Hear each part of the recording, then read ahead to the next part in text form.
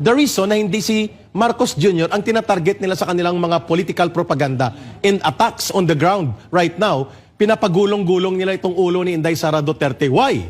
Because not only that they are just colluding or conspiring to be part of the Marcos bulok na pamumuno, itong leftist at mga CPP, NPA, NDF.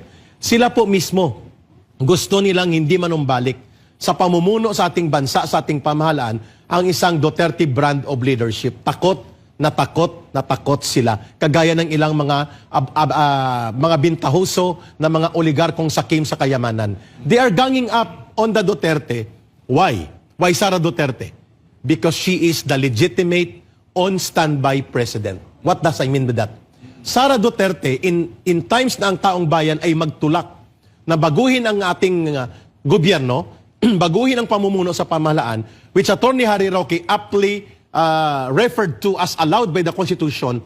Iyan ang tinatawag na direct exercise of the sovereign will of the people, equivalent to people power, na mapayapa at hindi armado, at iluluklok nila ang constitutional successor. Who is that?